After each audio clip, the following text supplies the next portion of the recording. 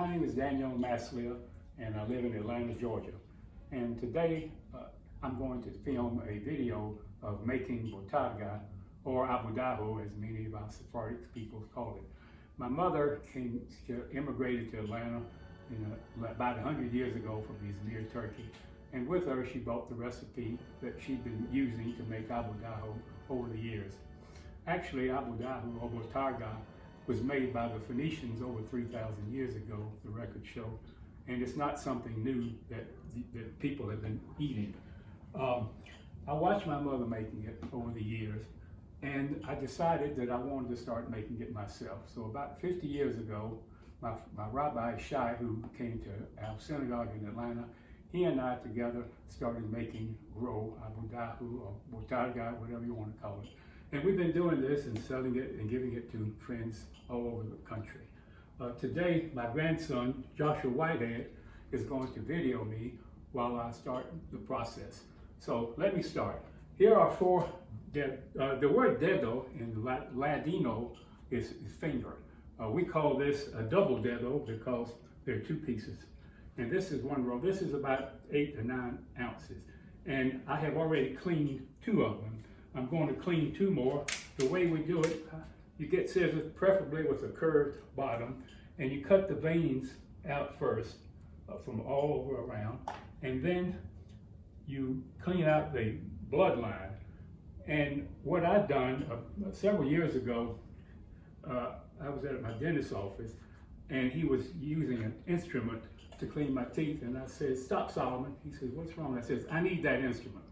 So I'm gonna let you in on a piece of my intellectual property. And this is what I use to clean my roe, and it's worked out very well.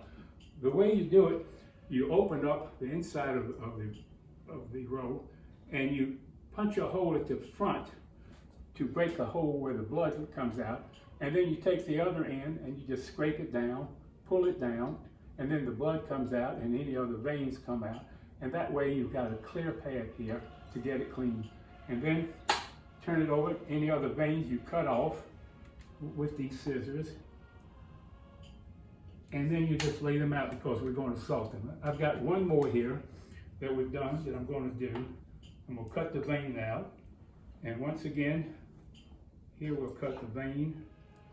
And then with my tool, I'll go in and scrape whatever blood is left in the bloodline, scrape it down, get it all out, and then it's ready to be salted.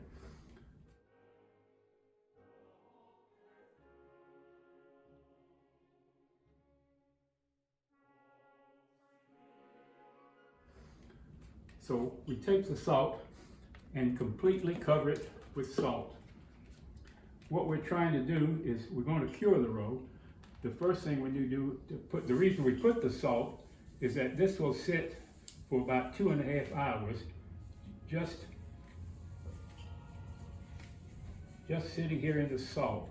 And the salt will drain out all the fluids inside over a period of 2.5 hours. That will make it a lot easier to cure it, a lot faster, and dry out, and also it will get salty. This is done and laid out only in a warm room for probably 6 days. You cover this so that when the fluids come out, they'll come in here. This will help draw out the liquids in there. Now you leave this for about 2.5 hours, and then after that, then we clean it and dry it out.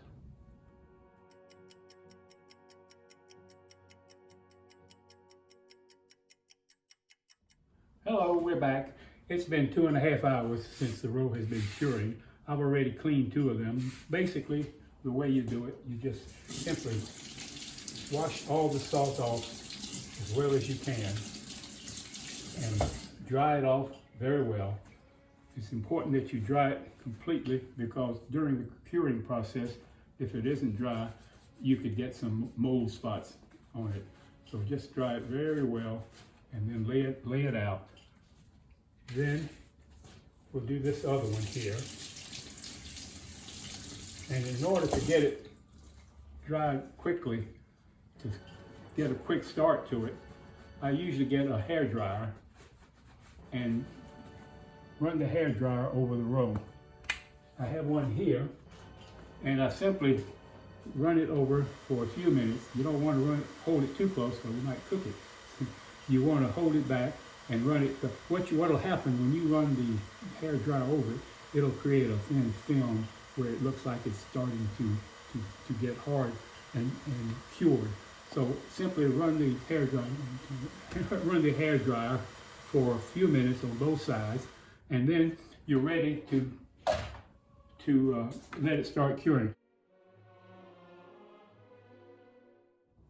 You know, my mother used to cure it a different way. She would take something like a toothpick and put it in between and hang it up on a clothesline. This was a good way in that the air came on both sides, but I make it easier by just laying it out flat. The other thing that I use, I have a space heater that I keep about 6 feet away from the roe, and I turn it on every day for a couple of hours and give it a little bit more heat, and it takes about 6 days until the roe is ready. So for you to determine whether the roe is ready or not, you've got to decide how you like it. A lot of people like it soft, whereas others like it hard. So when you get around 6 days or so, you can punch it in, and if you feel it's real soft, let it cure a little longer, or vice versa. So after the 6 days are over, you'll have the roe will look like this when it's done. This is a little bit smaller than those, and then you're ready to wax it. What we do is I'll put it in the refrigerator for about a day, let it cool off, and then I'll go through the wax process, which we'll do next.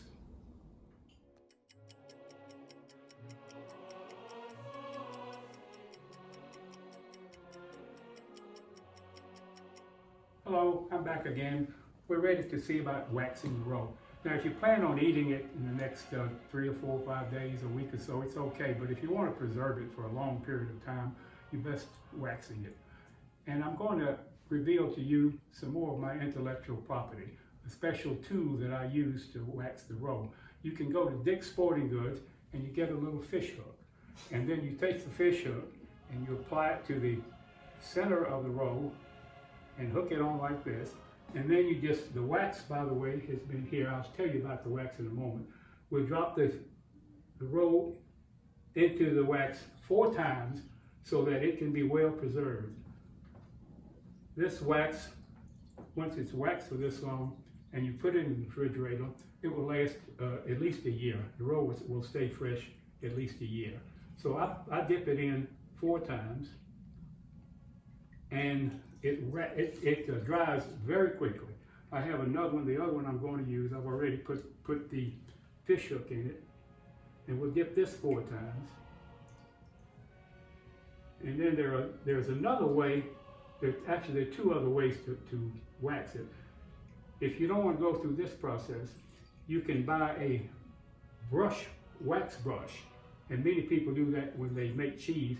You just take the brush and dip it into the wax and rub the brush on the roe for several times until you have enough wax that you think be sufficient, and then you put it in the refrigerator.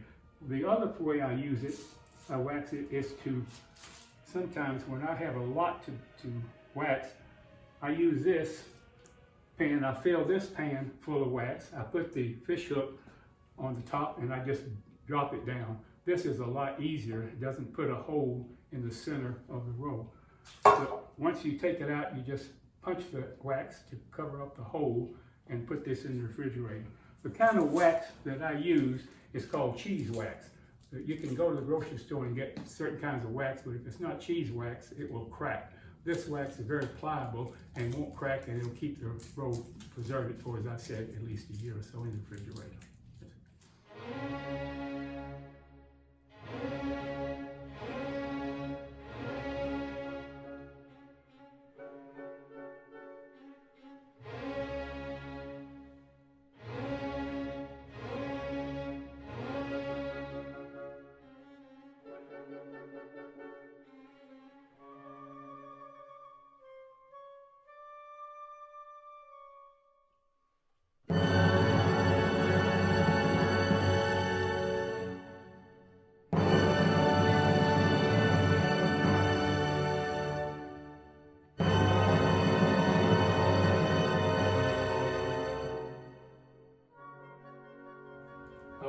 Vamos a sentar en la mesa que tienes aquí aceitunas, pisitos de matzah, queso cascabel y una botella de mac dulce. Aquí tenemos mi esposa Mimi y mi hija Deborah. Vamos a sentar, vamos a sentir a la canción Va Pensiero del Giuseppe Verdi ópera Nabucco. Saludosos.